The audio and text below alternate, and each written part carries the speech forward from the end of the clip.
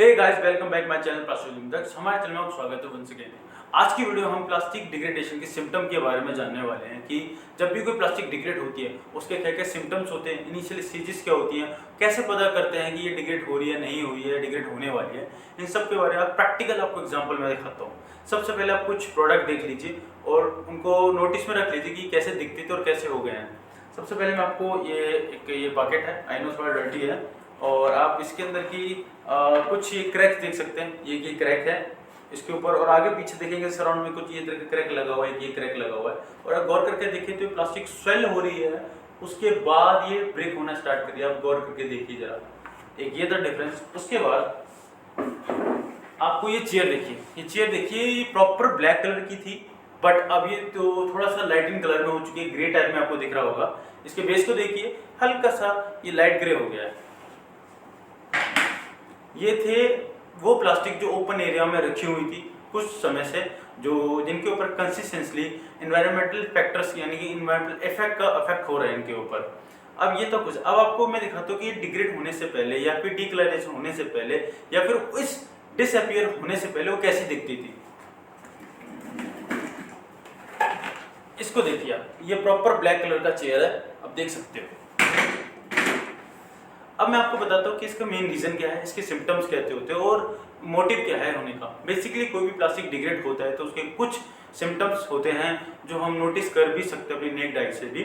Basically majorly 4 होते हैं, मैं आपको बता दूं। सबसे पहले कोई भी प्रोडक्ट एनवायरमेंटल में रखा हुआ है ओपन एरिया में, तो सबसे पहले उस पर सनलाइट इफेक्ट पड़ता है। सनलाइट यानी कि यूवी रेज जो सूरज से निकलती हैं, प्लास्टिक के किसी भी प्रोडक्ट पर उन पर स्ट्राइक करती हैं, उन्हें टेंड करती है किस तरह के उनको डीकलराइजेशन होने में। डीकलराइजेशन का मतलब कलर डिसअपियर करती है। सबसे पहले किसी भी प्रोडक्ट में कलर डिसअपियर होता है, हालांकि उससे पहले भी कोई प्रोसेस होती है, वो माइक्रोस्कोपिक लेवल पे और थोड़े सा टेक्निकली लेवल पर है, तो वो ब्रीफ नहीं कर सकता मैं आपको। बट मैं आपको प्रैक्टिकल वो चीज़ मैं बता रहा हूँ जो आप नॉर्मल थर्ड पर्सन, आपकी मम्मी पापा भाई बहन जो भी कोई दिखेगा तो समझ जाएगा कि इसका डिग्रेडेशन के इनिशिएशन स्टेप चालू हो चुके हैं। सबसे पहले कोई भी प्रोडक्ट का डीकलराइजेशन होगा, जैसा आपने इसमें देखा, ये डीकलराइजेशन हो रहा है।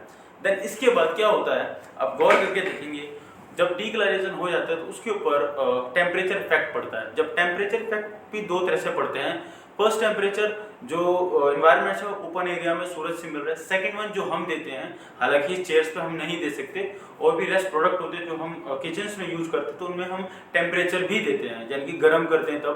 तब भी समहाउ वो अपनी पोजीशन को चेंज करता है। यानी कि कोई भी प्रोडक्ट प्लास्टिक के लेते हैं तो जब उसे हीट करते हो तो प्लास्टिक के अंदर टेंडेंसी होता है वो अपनी शेप को डिशेप करने में, और अपनी पहले जैसी नीचे शेप में नहीं रहता, कहीं ना कहीं समहाउ वो डिशेप हो जाता है, यानी डिसलोकेट हो जाता है अपनी स्टेज से। वो उसके से होता है हमारा थर्ड स्टेप। देन इसके बाद आता है हमारा मॉइस्चर कंटेंट, यानी कि कोई भी प्रोडक्ट मॉइस्चर एब्जॉर्ब करता ही करता है। मोस्ट ऑफ हमारी बॉडी भी समहाउ मॉइस्चर एब्जॉर्ब करती है। मोस्ट ऑफ प्लास्टिक जो नेचर होता है, मोस्टली जो हम चेयर देख रहे हैं, अभी देखा मैंने आपने, वो मॉइस्चर को एब्जॉर्ब करती है। जब मॉइस्चर को एब्जॉर्ब करती है तो प्लास्टिक के अंदर के मॉलिक्यूल जो माइक्रोस्कोपिक लेवल पर आप देखते हैं तो इंटरनली क्रैक करने लगते हैं। जब इंटरनली वीक होने लगते हैं, उसके बाद जब ऑक्सीजन हो जाता है, टेम्परेचर स्टैक हो जाता है, डीकलरेशन हो जाता है, जब उसके बाद एंड में आता है हमारा ऑक्सीजन उस पर स्ट्राइक करती है और जो इंटरनली प्लास्टिक को वीक करती है, जो समहाउ वीक करने के बाद समहाउ वो इस तरह के क्रैक को डेवलप करती है जो प्लास्टिक को डिग्रेड करने में आसानी करती है।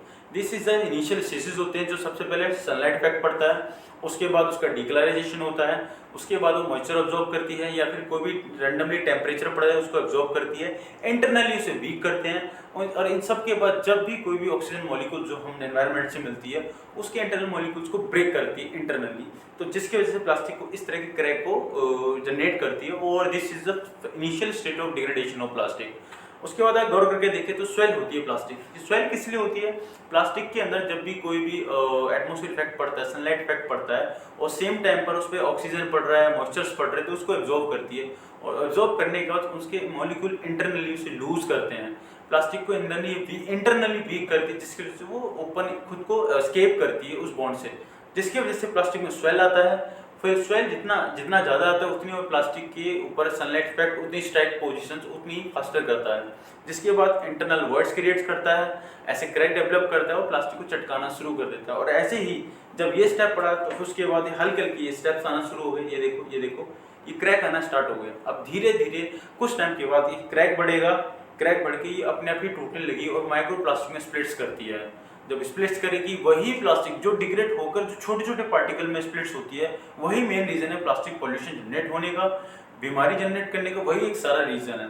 और बेसिकली आप गौर कर सकते हैं, पेंट की बाल्टी है, हमारे घरों में यूज होने वाली सारी प्लास्टिक्स होती हैं जो हम यूज करके रैंडमली ओपन एरिया में फेंक देते हैं। हम अपने घर का कहीं ना कहीं थोड़ा बहुत ये वेस्ट या फिर गार्बेज टाइप कलेक्ट करते हैं और जिसकी वजह से हम लोग क्या करते हैं, समहाउ से इकट्ठा करते हैं ताकि ज़्यादा हो जाए तो हम इसे फेंक दें। हालांकि ये माइंडसेट ठीक होता है, बट इसके बाद भी हम लोग जब तक उसका ज़्यादा इकट्ठा होने का इंतजार करते हैं तब तक हम उसको डिग्रेड कर चुके होते हैं और ऐसी कंडीशन डेवलप हम कर चुके होते हैं। तो अब इसका सोल्यूशन क्या है, अब आपको मैं पॉइंट पे बताता हूँ कि इसका करना क्या है।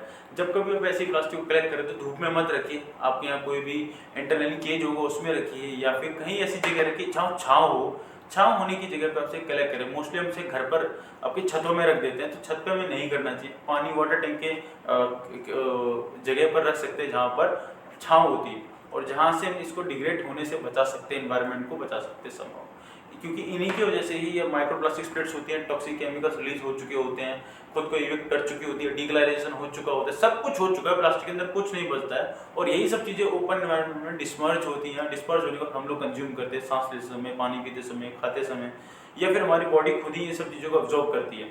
हमारी बॉडी के अंदर भी ऐसी टेंडेंसी होती है कि एक्सटर्नली एटमॉस्फेयर को एब्जॉर्ब करती है, टेम्परेचर को समहाउ, तो वो भी कई हद तक हमें स्किन एलर्जी को डेवलप करती है और ना चाहते हुए अनएक्सपेक्टेड बीमारी जनरेट होती है। तो be happy by using plastic. Motive एक यही है कि इसे रोकिए, एनवायरनमेंट को बचाइए और खुद की फ्यूचर जनरेशन को बचाइए। तो be happy by using plastic.